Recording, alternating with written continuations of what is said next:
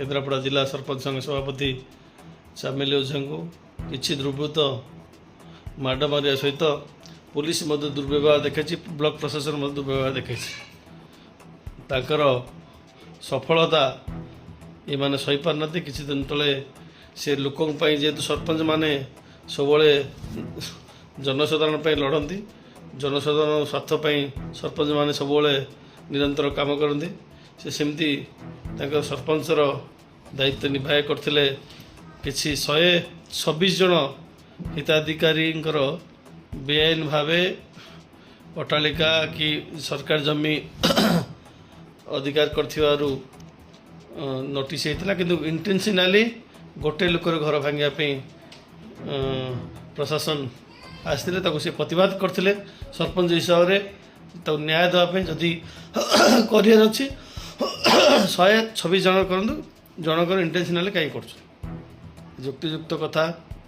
द्वारा सी ओडिशा सारा समस्त बाहा नहीं सफलता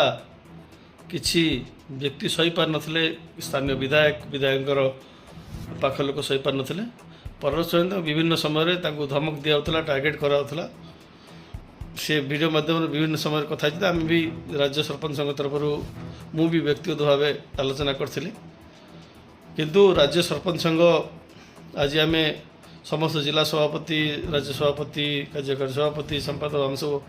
आज आलोचना करचु गोटे सरपंचर को एमतीका व्यवहार माड़ मारे आम आज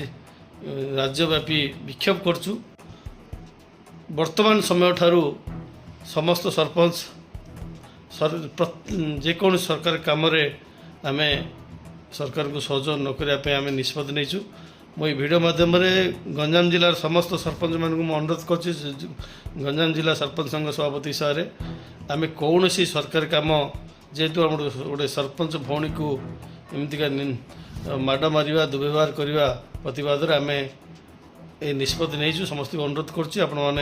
संघ निष्पत्ति को निश्चित भाव ग्रहण करेंगे मु आशा विश्वास और राज्य सरपंच संघ उपसभापति हिसाब से वार्ता समस्त सरपंच मान को अनुरोध आगामी दिन में जो सरकार तांकर विजय दिवस पालन अवसर में जो कार्यक्रम कर विक्षोभ करवा